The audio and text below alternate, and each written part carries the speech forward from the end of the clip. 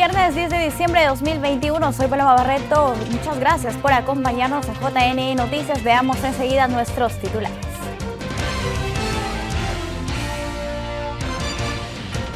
JNE capacita a oficinas desconcentradas sobre marco normativo que regirá en las elecciones regionales y municipales. JNE fijó plazos para renuncia de funcionarios que postulen en elecciones del 2022. RENIEC llegó al 1.000.000 de trámites de entrega de DNI con el app biofacial implementado durante pandemia.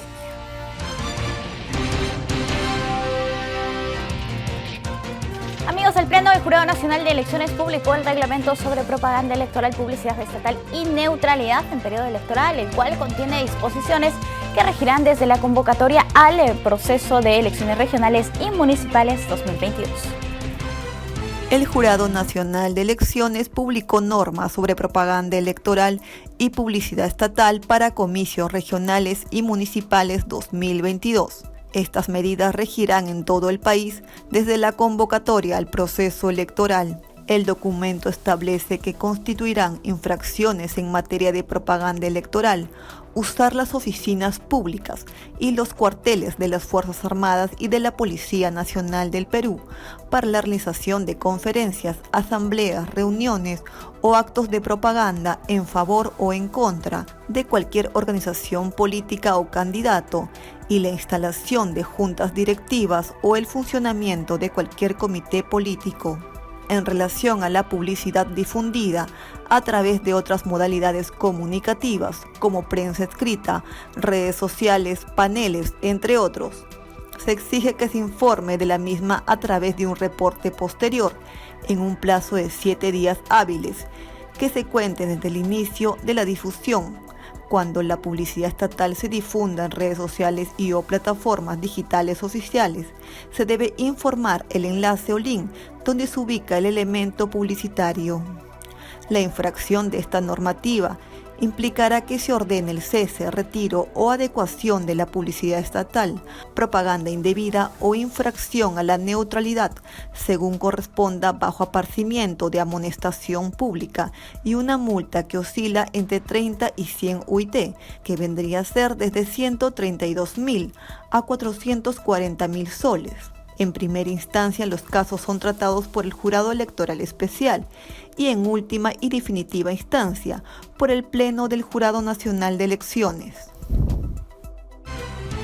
Bien, y con la finalidad de fortalecer y actualizar el conocimiento sobre el marco normativo que regirá en las elecciones regionales y municipales, el Jurado Nacional de Elecciones realizó una charla informativa dirigida al personal de las oficinas desconcentradas.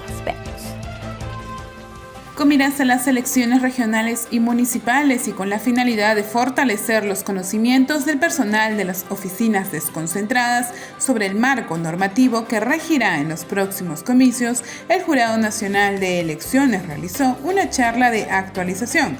La misma se realizó de manera virtual para así llegar a todo el personal de las oficinas a nivel nacional. Circunscripciones electorales de tipos y tamaños. Una circunscripción uninominal es cuando se elige una autoridad, plurinominal cuando se eligen 2 o más autoridades. En el caso de la elección de gobernadores y vicegobernadores, que es una fórmula, un gobernador, un vicegobernador o gobernadora, vicegobernadora, hablamos de un distrito electoral único. Para el caso de alcalde y regidores, hablamos también de un distrito electoral único. En cambio, en la elección de consejeros regionales, estamos hablando de un distrito electoral múltiple. ¿Cuáles son las formas de candidatura? Hablamos de listas cerradas o listas abiertas. Listas cerradas es cuando no pueden cambiarse los candidatos de esa lista. En una lista abierta, sí, se podrían cambiar los candidatos, poner candidatos de otra organización política, ¿no? Y hablamos de una lista bloqueada y no bloqueada. Bloqueada es cuando se tiene que respetar el orden en que aparecen los candidatos. Asimismo, se detalló qué tipo de sistema electoral se hará en las próximas elecciones. Una representación mayoritaria y una representación proporcional. Por eso es que hablamos de un sistema mixto. Cuando hablamos de una representación mayoritaria, puede ser la representación mayoritaria simple, es decir, gana el que más votos obtuvo, o calificada, cuando decimos, ok, gana el que tiene más votos, pero que llega al 30%, al 40%, al 50%, ¿no? A eso se refiere cuando hablamos de una representación mayoritaria calificada. En las elecciones regionales hablamos de este tipo de representación mayoritaria calificada. ¿Por qué? Porque en las elecciones regionales se pide que la fórmula sea elegida con no menos del 30% de los votos válidos. Y cuando no cumple con esta calificación, esa fórmula no puede ser elegido. Y entonces los dos que ocuparon, ¿no?, la mayoría de votos, pasan a la segunda vuelta, ¿no?, que se ha dado en algunas regiones de nuestro país. Gracias a estos espacios, el personal del Jurado Nacional de Elecciones estará correctamente capacitado sobre lo relacionado a los comicios de octubre próximo en todos sus momentos. Bien, el Jurado Nacional de Elecciones fijó los plazos para la renuncia de funcionarios que postulen en elecciones regionales y municipales. También dispone las reglas para solicitar licencias y participar en dicho proceso. El Pleno del JNE fijó los plazos para que los funcionarios del Estado formalicen las renuncias a sus respectivos cargos o soliciten licencias con el fin de postular en las próximas elecciones regionales y municipales. Así, ministros, viceministros, jueces, fiscales, el Contralor General, Defensor del Pueblo, titulares de organismos públicos, superintendentes, directores de empresas del Estado, entre otros, y que quieran ser candidatos a cargos regionales, tienen plazo para renunciar hasta el 5 de abril próximo. En caso de que aspiren a postular a cargos municipales, las renuncias tienen que ser presentadas por escrito ante la entidad pública a la que prestan servicio hasta el 14 de junio. La norma precisa que es necesario que el citado documento mencione expresamente que la renuncia debe hacerse efectiva como máximo a partir del 3 de agosto del 2022. En cuanto a los gobernadores y vicegobernadores que quieran postular a alcaldes y los alcaldes que aspiren a ser candidatos a gobernador o vicegobernador, deben renunciar ante el Consejo Regional o Consejo Municipal según corresponda hasta el 4 de abril. De otro lado, los gerentes regionales, directores regionales sectoriales y los gerentes generales municipales, así como los prefectos, subprefectos y tenientes gobernadores que quieran postular en las elecciones regionales, deben presentar sus solicitudes de licencia ante su entidad hasta el 6 de junio.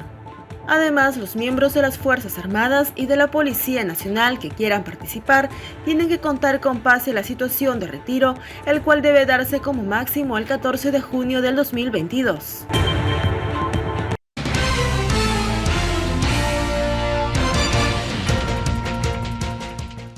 Amigos, tenemos una entrevista y hablaremos sobre los plazos para renuncia y licencias de funcionarios y autoridades que postulen a las elecciones regionales y municipales 2022. Hoy nos encontramos con el doctor José Naupari. Él es abogado especialista en temas electorales. Doctor, ¿cómo está? Bienvenido, muy buenos días. Muy buen día, un gusto verte. Doctor, por favor, coméntenos, recientemente el Jurado Nacional de Elecciones ha emitido ya los plazos. Esto responde a lo que dice la normativa electoral en cuanto a las renuncias y licencias para quienes pretendan postular en las elecciones regionales y municipales 2022. Así es, lo que ha hecho el Jurado Nacional de Elecciones es prácticamente ha hecho una revisión de la Ley de Elecciones Regionales, de la Ley de Elecciones Municipales y evidentemente de la Constitución, y sobre la base de eso ha estructurado los plazos de renuncia o licencia, como bien menciona. Lo primero que tendríamos, por ejemplo, respecto a autoridades democráticamente elegidas, 191, 194 de la Constitución, que nos refiere que si un alcalde quiere postular a un cargo de gobernador regional, va a tener que renunciar 6 meses antes. Si un gobernador regional o un vicegobernador quiere postular al cargo de alcalde, también tiene que renunciar 6 meses antes. Ya luego pasamos a nivel legal, ¿no?, que ya no alude al término de meses, sino alude al término de días, ¿no?, 180 días antes. Entonces, si por ejemplo eres un ministro, funcionario de un titular de un organismo constitucionalmente autónomo, tienes que renunciar 180 días antes. ¿No? Esto en el caso regional, ¿no? Entonces, ¿por qué? Porque prácticamente lo que han querido hacer es asimilar el mismo plazo que se prevé para ese mismo tipo de cargos que si es que uno quisiera postular al cargo de congresista, por ejemplo, ¿no? Está en el 91 y 93 de la Constitución. Luego viene el plazo de renuncia, de licencia ya, de 120 días. Este plazo de 120 días lo encontramos también en la ley de elecciones regionales, que está pensado fundamentalmente en directores, gerentes regionales, ¿no? Y también en alcaldes que quieran postular no al cargo de gobernador, sino de repente al cargo de consejero regional, por ejemplo, ¿no? O eventualmente un gobernador regional que quiera postular a otro cargo regional, o sea, a otra circunscripción. Recordemos que el año 2017 se permitió que los nacidos en una circunscripción, independientemente de que vivan o no, puedan postular por su circunscripción de origen.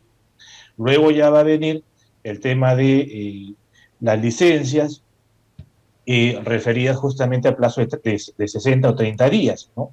Entonces, por ejemplo, si eres un funcionario público que administra recursos del Estado, tendrás que pedir licencia, ciertamente 60 días. Si eres, en el caso regional, en el caso municipal, es cualquier trabajador o funcionario público tiene que pedir licencia ambos son con 30 días, solamente que la ley de elecciones regionales hacía la presión de si administraba fondos públicos, mientras que la ley de elecciones municipales no hace ninguna presión. Basta que seas un funcionario trabajador público y tendrías necesariamente que pedir licencia 30 días antes. ¿Cuáles son los trámites en el caso de la licencia? ¿Qué es lo que debe decir en el documento para que puedan realizar la postulación? Bueno, hacer referencia que efectivamente desean ejercer su derecho a ser elegidos, a que quieren ser candidatos. En esa medida solicitan que, en el caso de la renuncia, ¿no? Presentan la renuncia por ese motivo. Por eso es que otra de las resoluciones que sacó el jurado a fines de noviembre es que se entendía que la renuncia o la licencia se tiene por aceptada al momento de la presentación, ¿no?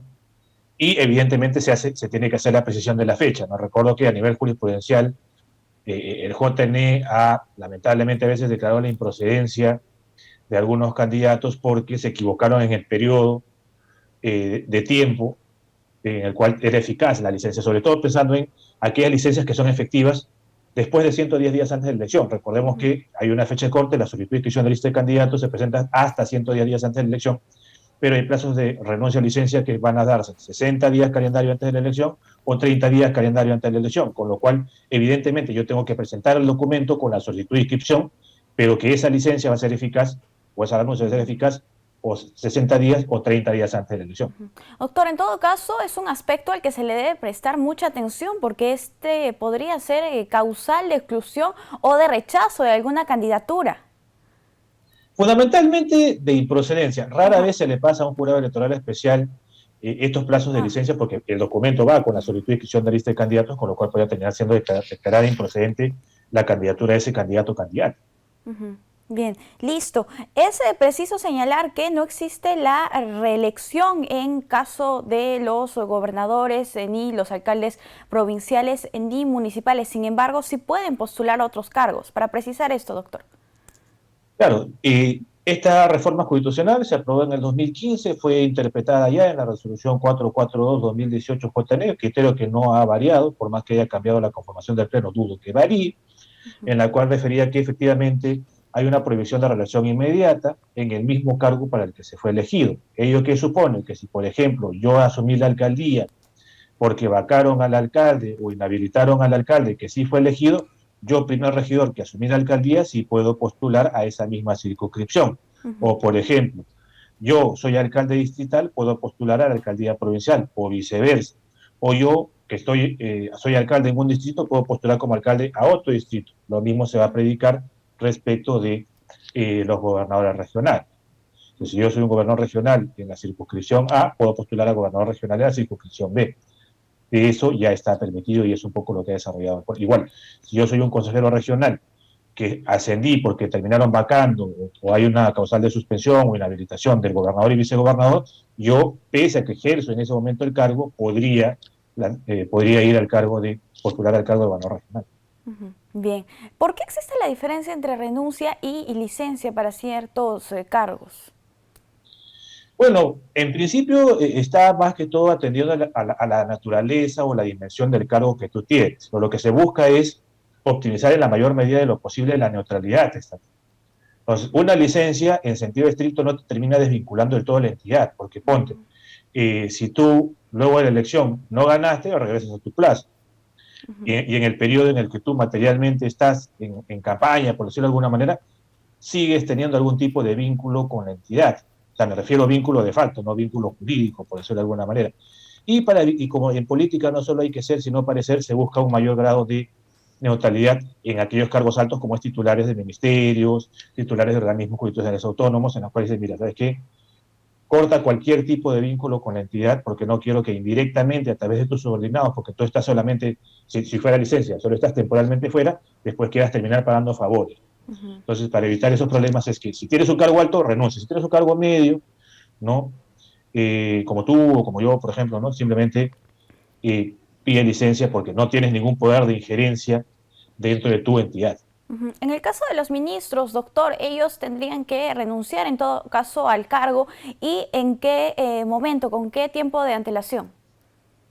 Bueno, en el caso de la ley de elecciones regionales, estamos hablando de 180 días. En el caso de la ley de elecciones municipales, estamos hablando de 60 días. Bien, listo. Para el procedimiento de los miembros de las Fuerzas Armadas o Policía Nacional del Perú que deseen postular las elecciones regionales y municipales, ¿con cuánto tiempo de antelación y cuál sería el trámite?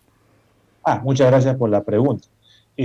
Porque justamente hay una diferencia con el caso congresal. En el caso congresal sí hay un periodo de anticipación, que son los 6 meses. Aquí simplemente tienes que estar, no tienes que estar en actividad a la fecha de vencimiento de plazo para presentar las candidaturas. Listo, entonces es importante ese tipo de conocimientos. Es importante mencionar que esto ha sido publicado en el diario oficial El Peruano, doctor, para aquellas personas que requieran saber más al respecto. Sí, fueron publicadas un gran paquete de resoluciones ayer el 26 de noviembre, igual están publicadas en la página web del Jurado Nacional de Elecciones, que incluso ha habilitado un enlace, un link especial, uno de estos cuadraditos que colocan en la parte intermedia de la página web, donde se colocan justamente resoluciones y acuerdos emitidos con ocasión de las elecciones regionales y municipales de 2022. Ahí van a encontrar la versión, digamos, en PDF, pero en versión resolución, no en versión de peruano, todas las que han sido publicadas hasta el momento, ¿no? Y asumo que las que van a seguir siendo publicadas porque hay algunos reglamentos que, entiendo, se está cogiendo el plazo de la 31354, podrán ser publicados hasta el 5 de febrero de este año que viene. Bien, listo, perfecto. Doctor, muchísimas gracias por acompañarnos aquí en JNI Noticias. A ustedes. Cuídense, hasta una próxima oportunidad. Amigos, hemos hablado sobre los plazos para renuncia y licencia de funcionarios y autoridades que deseen postular en las elecciones regionales y municipales del próximo año. Tenemos que hacer una pausa. Volvemos.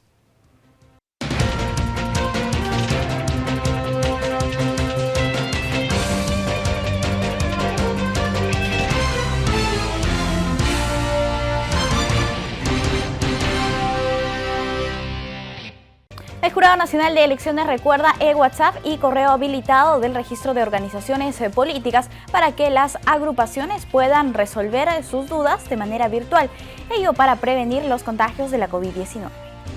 La Dirección Nacional del Registro de Organizaciones Políticas del Jurado Nacional de Elecciones recuerda que se continúa realizando la atención de consultas vía digital sobre trámites de agrupaciones políticas con la finalidad de prevenir contagios por la COVID-19. En ese sentido, los personeros de los partidos políticos y movimientos regionales inscritos o en vías de inscripción pueden escribir al número de WhatsApp 920-375-507 o al correo electrónico consultasdnrop@jne.gov.pe desde cualquier dispositivo móvil, siendo el horario de atención de consultas de lunes a viernes de 9 de la mañana a 4 de la tarde. Cabe recordar que las interrogantes que formulen deben estar referidas a denominación, símbolo, así como a nombramiento, elección, revocación, sustitución o renuncia de directivos, personeros legales, técnicos, representante legal, tesoreros, miembros del órgano electoral central y apoderado. Asimismo, se recibirán consultas sobre poderes, estatuto, reglamento electoral, nuevos comités, nuevos afiliados a comités y inscritos o actualización de direcciones de comités inscripción y actualización del padrón de afiliados y domicilio legal. Para realizar cualquier consulta se solicitará el nombre de la organización política, número de expediente y el nombre del personero. De igual forma, se requerirá del número de contacto para llamar al interesado y brindar la información y el estado de su trámite. Bien, y es momento de escuchar el reporte que nos ha preparado Vanessa Castillo con las principales actividades del ente registral. Veamos.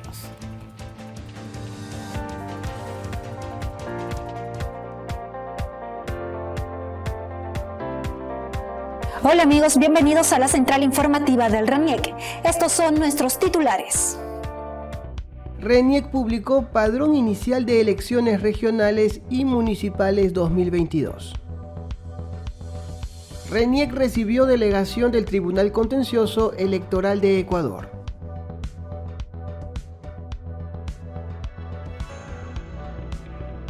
Del 1 al 5 de diciembre, RENIEC publicó en su página web el Padrón Inicial de Elecciones Regionales y Municipales 2022 para que los ciudadanos puedan verificar si sus datos aparecen de forma correcta. Esto va a contribuir a la actualización del padrón electoral y a evitar votos golondrinos en las próximas elecciones regionales y municipales. RENIEC además ha hecho una invitación a los ciudadanos que no cuentan con cobertura de internet para que revisen las listas del padrón inicial publicadas en postas médicas, plazas y colegios en más de 586 distritos a nivel nacional.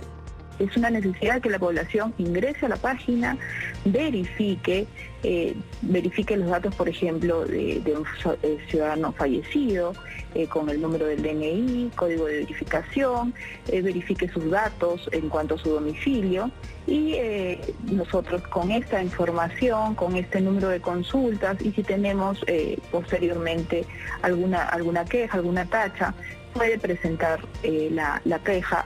En el caso de las ciudades donde se ha desplegado al personal de manera física, se hace a través de los colaboradores de RENIEC que están en estas 586 distritos a nivel nacional, y en el otro caso se puede hacer a través de la página web. Cabe resaltar que la lista de padrón inicial es la relación de ciudadanos hábiles para votar en las elecciones regionales y municipales 2022 distribuidos por distritos y que contiene la información actualizada de los ciudadanos que solicitaron algún cambio o actualización en su DNI hasta el 2 de octubre de 2021, fecha en que se cerró el padrón electoral.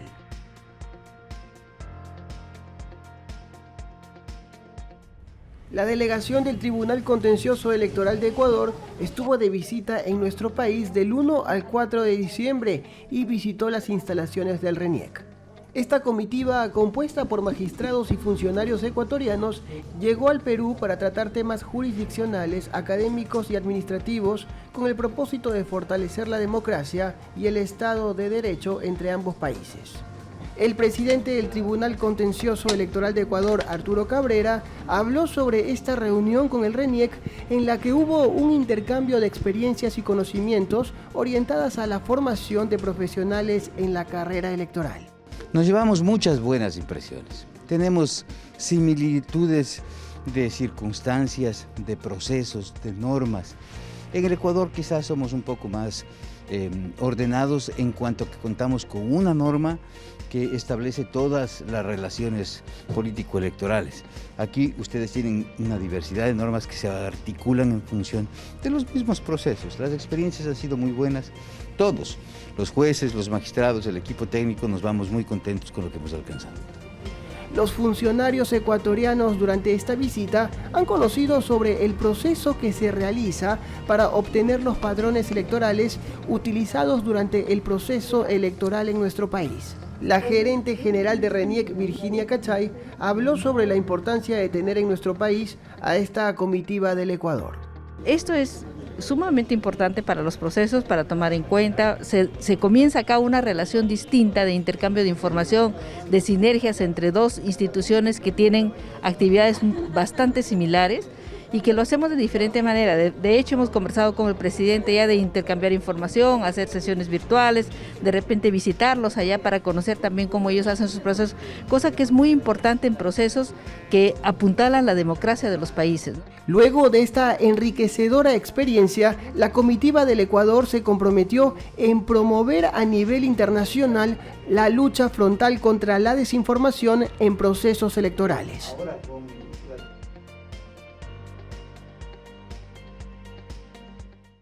Gracias amigos por acompañarnos en esta edición de la Central Informativa del RENIEC.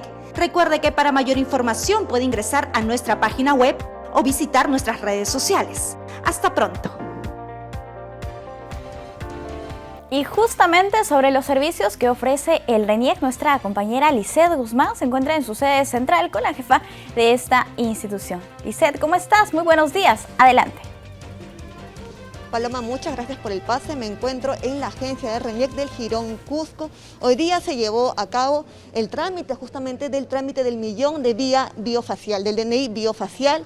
Se ha llevado aquí en esta agencia, donde 3 ciudadanos se le ha reconocido, se les ha entregado el DNI. Y me encuentro aquí con la doctora Carmen Velarde para que me brinde mayor información sobre este trámite que se ha llevado a cabo. Doctora, buen día y bienvenida a JN Noticias.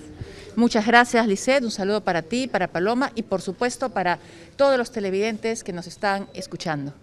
Perfecto, doctora. Coménteme en qué trata el sistema o lo que se está llevando a cabo con respecto al DNI biofacial. Perfecto. El RENIEC desde el año pasado, el 6 de diciembre o 9 de diciembre, lanzamos el aplicativo App DNI Biofacial, que es un aplicativo que uno puede descargar en su celular, en su smartphone, y va a poder renovar el documento nacional de identidad desde ahí, pasando un reconocimiento facial previamente. Además, hemos adecuado este aplicativo para que los ciudadanos puedan también realizar su duplicado o la rectificación de algún dato de su DNI. Hoy hemos entregado los DNIs de los jóvenes que han realizado el trámite millón, millón 1 y millón 2 también. Esto significa que ya tenemos más de 1 millón de personas en todo el Perú y también en el extranjero que están utilizando este aplicativo App DNI Biofacial para renovar su DNI sin tener que venir a la agencia solamente para recoger el documento. Perfecto. ¿Cuáles son las funciones que uno puede realizar a través de la app? Justamente te comentaba, este aplicativo puede trabajar el DNI primero. En el DNI podemos renovarlo. Hay varias personas, tenemos poco más de 6 millones, son cerca de 6.077.000 personas que en este momento tienen el DNI caduco. De ellos, más de la mitad son personas ya mayores, el otro porcentaje son niños, niñas, adolescentes. Pero tenemos también varios jóvenes que ya tenían 17 años, tenían el DNI amarillo y ya cumplieron 18. Los invitamos a ellos a ir a las agencias de RENIEC también a que puedan renovar su DNI. Pero bueno, en esta app ahora pueden también sacar el duplicado del DNI, pueden renovarlo y pueden rectificar algún dato, como por ejemplo un domicilio, rectificar el grado de instrucción, si deseas o no ser donante de órganos. Pero aparte, el aplicativo de DNI Biofacial también cuenta con el registro digital de nacimiento, a través del cual una madre pasa el reconocimiento facial, ella daba a luz en un hospital, entonces busca el certificado de nacido vivo en línea, que ya va a estar cargado en el app, lo indica, llena los datos de su niño o su niña, el nombre que quiere colocarle, los datos del padre, si el padre está presente también puede pasar el reconocimiento biofacial y entonces ambos aparecerán en el acta de nacimiento que le llegará a su correo electrónico con la firma de un registrador civil del RENIEC. Perfecto, entonces coménteme cuáles son los requisitos. Tengo entendido que tiene que tener una pared blanca atrás para que uno pueda usar la app biofacial. Exactamente. El propio aplicativo te da algunas indicaciones y es tener una pared blanca, esté todo iluminado para evitar sombras. Eso es importante. Algunos ciudadanos lograban hacer el trámite, pero teníamos que llamarlos para decirles que la fotografía había tenido una sombra y eso sí es importante retirar. ¿Por qué? Porque el rostro tiene que salir justamente puro, limpio, para que pueda haber una buena identificación posteriormente con el reconocimiento facial. También hay una distancia, pero siempre les pedimos, por favor, que la fotografía se la tome algún familiar, algún amigo, porque algunos tratan de hacerlo como un selfie.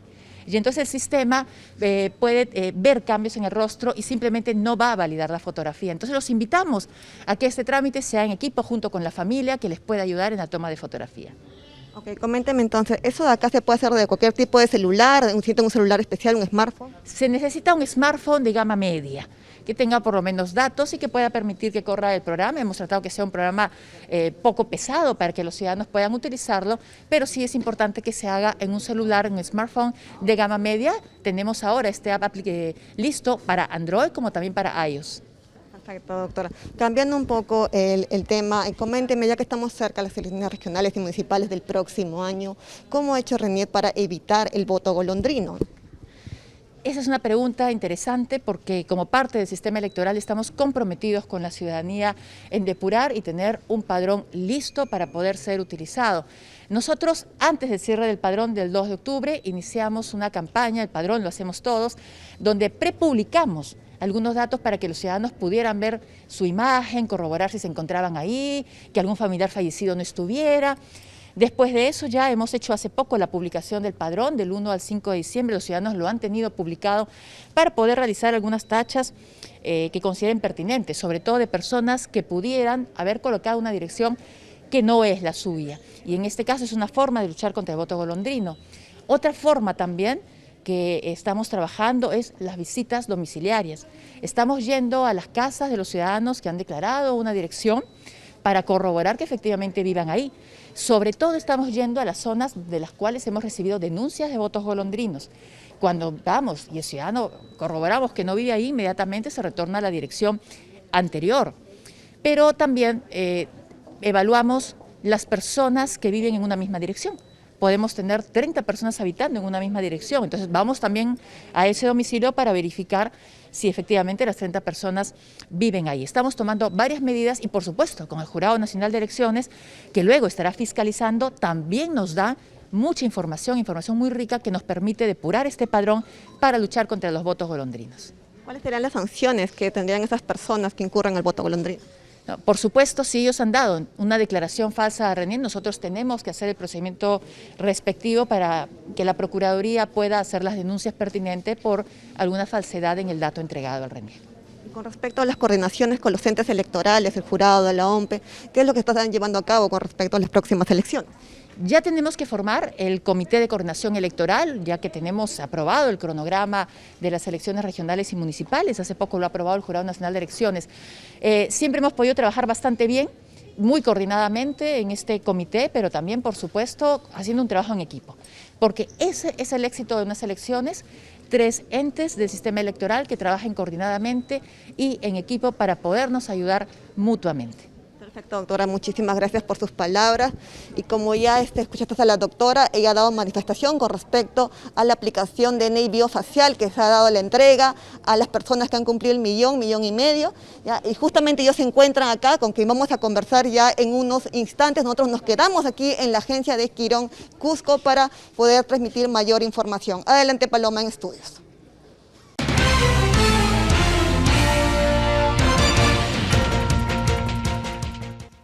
Amigos, tenemos una entrevista, vamos a hablar sobre la buena fe procesal y su aplicación en el campo jurídico electoral. Hoy conversamos con el doctor Luciano López, él es abogado constitucionalista. Doctora, ¿cómo está? Muy buenos días. Muy buenos días, gracias por la invitación. A usted las gracias, doctor. Por favor, coméntenos, ¿qué es la buena fe procesal? A ver, la buena fe procesal es, como diríamos en el mundo jurídico, una norma principio, porque importa un deber de comportamiento de todas las partes en el proceso, lo cual incluye a quienes tienen la labor de impartir justicia, concretamente los jueces o los que cuentan con poder jurisdiccional por mandato de la Constitución, y los auxiliares de estos sistemas de justicia. Esto lo que significa es de que en realidad, como un control de la actividad de las partes, quienes deben conducirse, primero, no usar el proceso con fines pues ilícitos, subterfugios. En la doctrina, por ejemplo, se dice que esto tiene que ver con el llamado fraude procesal, ¿no? El profesor, por ejemplo, Giovanni Priori, distingue lo que es el fraude en el proceso del fraude por el proceso. El fraude en el proceso, señala el profesor Priori, es cuando la persona usa pues un medio probatorio falso, se colude con un perito, ¿correcto? Y el fraude por el proceso, dice el profesor Priori, es cuando usa el proceso más bien con fines ilícitos. Entonces, imagínense, una conducta de fraude procesal indudablemente va a ser una quiebra de la buena fe procesal. Y también lo será un caso, por ejemplo, de abuso de derecho, ¿no? Es decir, cuando como su mismo nombre lo indica, se ejerce un derecho de manera extralimitada. La Constitución proscribe el abuso de derecho. Quien actúa de esa manera no está actuando de buena fe, con buena fe procesal. Y de la misma manera también quien ejerce, por ejemplo, conductas de lo que se conoce como fraude a la ley. ¿Qué es el fraude a la ley? Cuando yo uso una figura jurídica que en realidad tiene como contrapartida vulnerar algún derecho, ¿no? En estos casos, quien realiza esas conductas en el proceso se conduce con mala fe procesal y por tanto hay una quiebra de la buena fe procesal. Entonces, desde ese punto de vista, como ve en síntesis, la buena fe procesal tiene que ver con las conductas de las partes, de todas las partes en el proceso, indudablemente. Hay una responsabilidad fundamental en quienes imparten justicia para poder controlar que esas situaciones no se den y que está relacionada por lo menos con 3 categorías, con el fraude a la ley, con el fraude procesal, que puede ser en el proceso o por el proceso, o puede ser también por un caso de abuso de derecho. Bien. Doctor, ¿cómo es que surge este principio? Bueno, en realidad el ordenamiento jurídico, sobre todo los procesales, lo han venido reconociendo. El caso, por ejemplo, del Código Procesal Civil, y allí que se le da, en el Código Procesal Civil, por ejemplo, existen una serie de disposiciones que contemplan casos que, por ejemplo, esta ley procesal llama de temeridad o mala fe, que es naturalmente el contexto negativo de la buena fe procesal y que le da poderes a los jueces para que en los procesos civiles puedan controlar estas situaciones.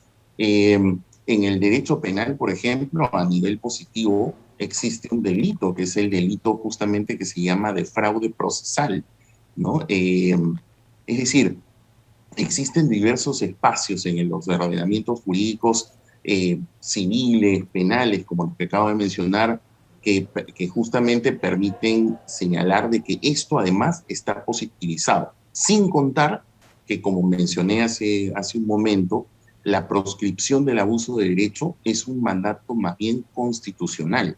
Y, naturalmente, entender un abuso de derecho que ocurre en el proceso es indudablemente pues, un caso de mala fe procesal, por ende, una vulneración de la buena fe procesal. Doctor, ¿un abuso del derecho, por ejemplo, es que una de las partes alargue los procesos judiciales? Sí, podría entenderse como tal. Miren, buenísima pregunta, porque existe un derecho que es parte del llamado debido proceso, que es el de que éste pueda desenvolverse dentro de un plazo razonable, ¿no? Y la jurisprudencia del Tribunal Constitucional ha entendido que la manera de poder verificar si es que hay una vulneración del plazo razonable, uno de los elementos a verificar no es solamente el transcurso del plazo, es verificar, por ejemplo, la conducta de quien investiga, por ejemplo, en materia penal.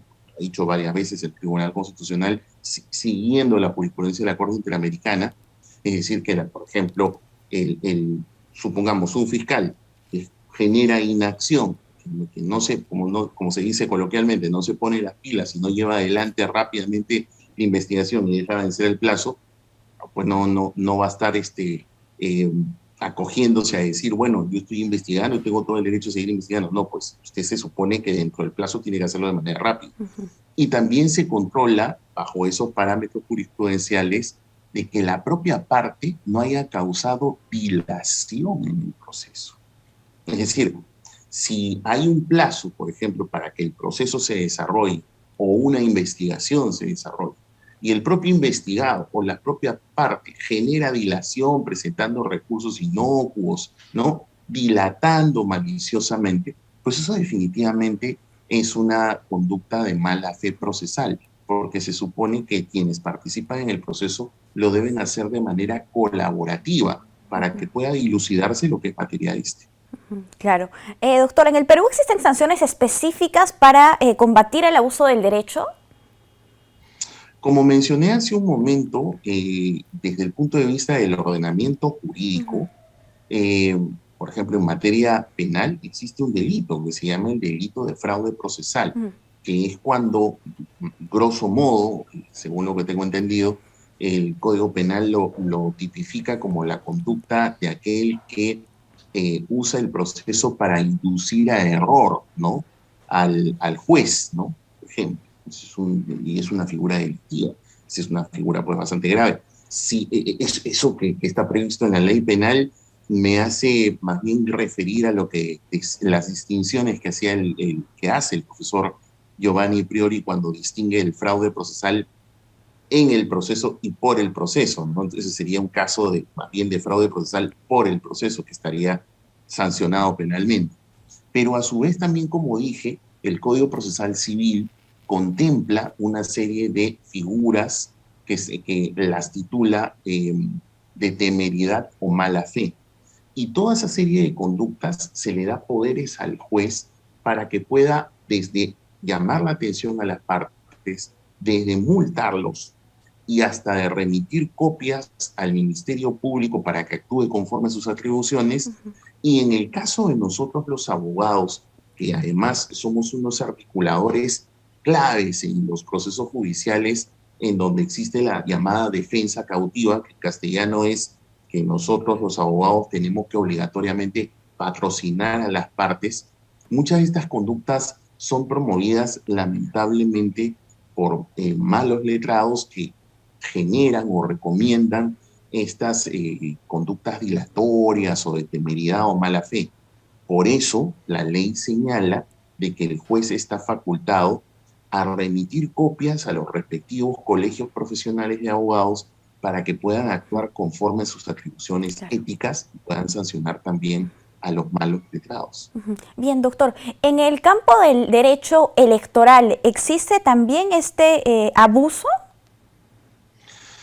Yo creo que podría darse. A mí, por ejemplo, en la última campaña electoral se habló mucho de una utilización inadecuada o indebida, ¿no?, de el derecho a impugnar, ¿no?, los ciertos resultados electorales, de un exceso de impugnaciones a sabiendas que éstas no tendrían mayor éxito y por ende lo que estaban haciendo era saturar el sistema de justicia electoral y por tanto dilatar la emisión de los resultados.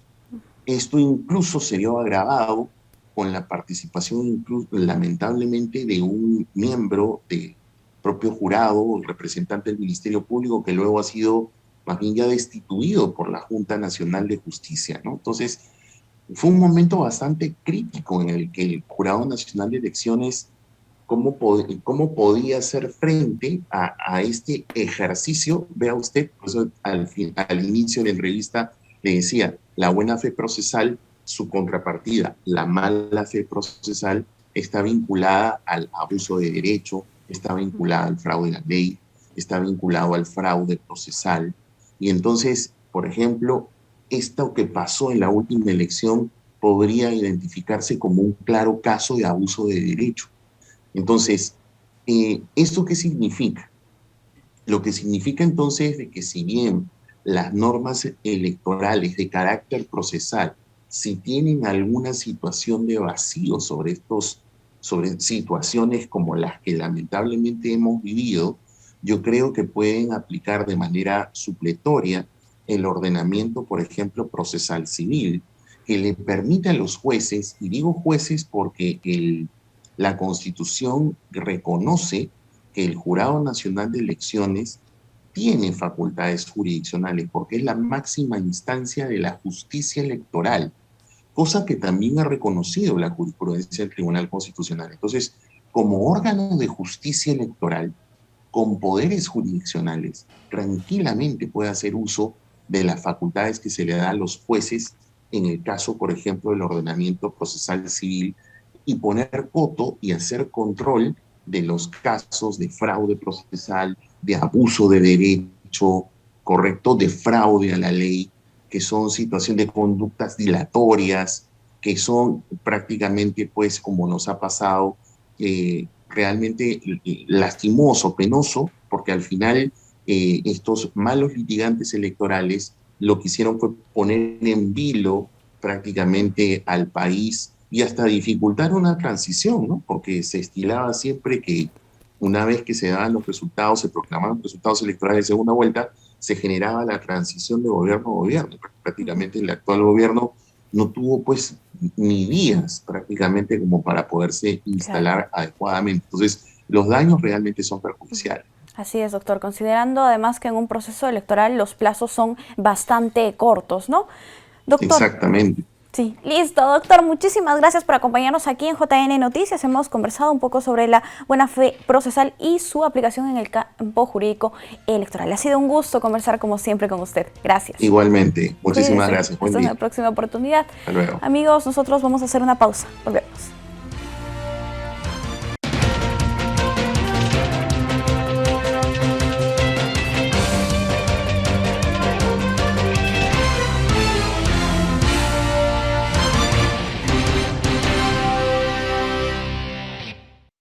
Amigos, tenemos importante información en vivo. En este momento nos trasladamos hasta el Vaticano porque un nacimiento peruano sorprende al mundo. Estamos conectados con nuestro colaborador Sandro Casas. Sandro, adelante, ¿cuál es la información que tienes para nosotros?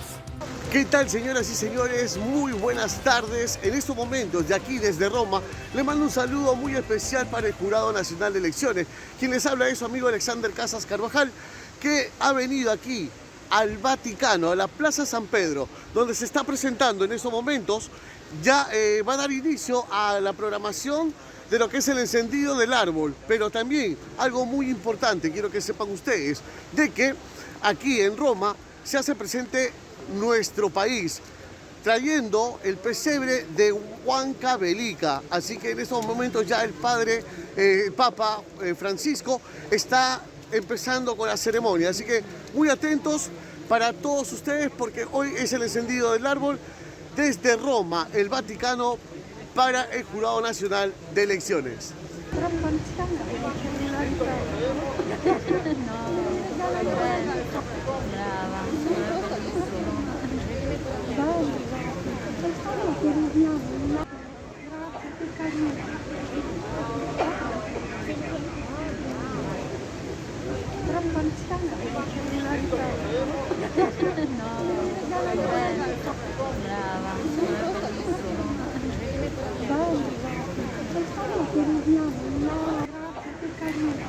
Bien, importantes imágenes desde el Vaticano, la cultura peruana como siempre sorprendiendo al mundo. Nosotros volvemos con nuestra información porque ahora estamos con Lisette Guzmán, quien nos tiene detalles sobre la aplicación biofacial. Lisette, adelante. Paloma, nosotros continuamos acá en la agencia Girón Cusco de RENIEC. Como saben, a partir de la pandemia, a raíz de la pandemia, es que se ha creado este aplicativo DNI biofacial para que las personas eviten salir de sus casas y poder realizar todos sus trámites a través de la aplicación. Pero hay algunas personas que todavía no utilizan la aplicación, todavía no conocen de ella, y para ello me encuentro con el personal del RENIEC para que me brinden la mayor información. ¿Qué tal? Buen día, bienvenido a JN Noticias. Muy buenos días. Bueno, para iniciar el trámite primero tenemos que realizar un pago. En este caso, por ejemplo, para acceder por primera vez al DNI electrónico, tenemos que pagar la suma de 41 soles en el Banco de la Nación o en la página web pagalo.pe. ¿De acuerdo? Una vez que se ha realizado esta gestión, descargamos la aplicación DNI biofacial en nuestro celular Android o iPhone al día de hoy. Este celular debe ser gama media. ¿De acuerdo? Y una vez instalada la aplicación, ingresamos, como usted puede ver, a la aplicación, ingresamos nuestro DNI, ¿de acuerdo? Y nos va a cargar la siguiente pantalla. Si nosotros quisiéramos renovar, tenemos la opción de renovación, de actualización de fotografía, de duplicado de DNI y de registro digital, ¿de acuerdo? Ahí yo he seleccionado ya una opción. Y vamos a continuar. Estas son las recomendaciones para la toma correcta de la fotografía. Entonces, Y de aquí ya viene el paso de la fotografía. A modo de simulación, nada más. Voy a tomarme yo la foto.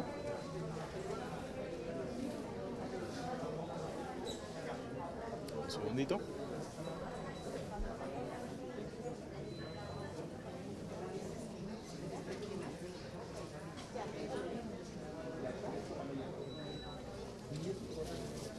Y lo siguiente que viene a hacer es una verificación de la identidad. ¿De acuerdo? Bien. Ahí verificamos, me está identificando en automático y bueno, ya podríamos continuar con el trámite. ¿De acuerdo? Podríamos continuar con el trámite y ya hacemos terminamos el procedimiento. ¿De acuerdo? A grosso modo, esa es la forma de cómo utilizar la aplicación de DNI Biofácil. Una forma, me ha quedado asombrada, rápida y segura, sobre todo. Y desde la comodidad de tu casa, sin poder salir, ya tienes acá toda la información. ¿Y en cuántos días te lo entregarían el DNI? En un tiempo aproximado de 10 días hábiles aproximadamente. ¿Qué otros trámites se pueden realizar a través de la aplicación? Como podemos apreciar, se pueden realizar duplicado, renovación y cambio de domicilio. Solamente para personas mayores de 18 años. No es para, por ejemplo, los menores que quieren cambiar a su DNI. Exactamente. Por ahora solamente es para mayores de edad y para personas que tengan, que deseen el DNI electrónico o deseen renovar su DNI azul. ¿Y para los menores, tienen que hacerlo sí vía presencial o por la página web de repente? Menores de edad sí tienen que realizar un trámite presencial. Presencial, ¿por qué? Porque tienen que tomarse las huellas de los menores. Con el trámite de menores es más delicado por el tema de trata de personas. Hay un tema de fotografía en vivo para poder identificar a la persona. Y bueno, en este caso al menor de edad, igual a los padres, ¿no? Tengo entendido también que otro trámite que se puede facilitar, no tanto por el aplicativo, sino por la página web, es el registro de menores de edad, ¿no? Sí, registro de nacimiento. ¿De acuerdo? El registro de nacimiento se puede realizar a través de la página web. Primero se realiza un preregistro en nuestra página web, ¿de acuerdo? Y luego se termina en esta sección, que es el registro digital de nacimiento. ¿De acuerdo? En este caso, esta opción está principalmente disponible para todas las madres. ¿De acuerdo? Son las personas que tienen que registrarlo. Pero ahí en el momento del registro pueden registrar los datos del padre que ella va a declarar, ¿no? ¿Esto ya sin la necesidad de venir a la agencia o tienen que venir por uno u otro tema a la agencia primero, después siguen por el celular? ¿Cómo sería? Para el tema del registro de nacimiento lo puede hacer todo virtual, de la misma forma que la renovación. Ingresa a la página de RENIEC, registras, hace su preregistro y luego culmina el trámite con esta opción a través de la aplicación de DNI Biofacial. Muchísimas gracias. Ya lo saben, Paloma, no hay necesidad de salir de sus casas. Ahora, sobre todo, que se está hablando de la nueva variante Omicron para evitar contagios, lo pueden hacer a través de la aplicación DNI Biofacial. Adelante en estudios. Listo, muchísimas gracias, Lisette, por estos valiosos datos y también un saludo a el RENIEC, quienes implementan día a día en uso de la tecnología para mejorar los servicios a los usuarios. Ahora les presentamos las 5 noticias oficiales de la Agencia de Noticias Andina. Adelante. Bienvenidos, desde la Agencia de Noticias Andina, estas son las 5 noticias del día.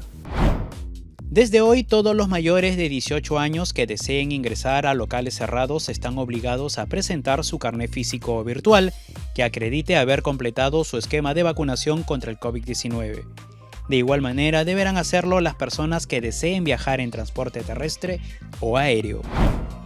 El gobierno declaró los días 24, 27 y 31 de diciembre del 2021, así como el 3 de enero del 2022 como días no laborables, con la finalidad de crear fines de semana largos propicios para la práctica del turismo interno. El beneficio está dirigido a trabajadores del sector público a escala nacional. Las empresas del sector privado pueden acogerse a la medida previo acuerdo entre ambas partes. El Pleno del Congreso aprobó por unanimidad reducir el plazo de atención de los reclamos de los consumidores. De esta manera, los proveedores están obligados a dar respuesta a los mismos en un plazo no mayor de 7 días hábiles. El tiempo puede extenderse hasta por 3 días hábiles adicionales por única vez, cuando la naturaleza del reclamo lo justifique. El MINSA reveló que Piura se convirtió en la región que registra un mayor incremento de casos de COVID-19, en especial la provincia de Sullana y algunos distritos. Por ello, es necesario mantener las medidas de bioseguridad preventivas, como el uso de mascarillas, alcohol, evitar las aglomeraciones y aplicarse las vacunas. El gobierno prohibió todo tipo de reunión y evento social, incluyendo las que se realizan en los domicilios y visitas familiares durante Navidad y Año Nuevo. Esta prohibición regirá a nivel nacional el sábado 25 de diciembre del 2021 y el sábado 1 de enero del 2022. En ambas fechas, la inmovilización social obligatoria o toque de queda será de 1 hasta las 4 de la mañana, en las ciudades del nivel de alerta moderado, entre las que se encuentran Lima y Callao. Para mayor información, no se olviden de visitar andina.p. Amigos, no tenemos tiempo para más. Muchísimas gracias por acompañarnos aquí en JN Noticias. Nos reencontramos el lunes. Que tengan un buen fin de semana. Los dejamos con imágenes del Cañón de los Perdidos en Ica. Permiso.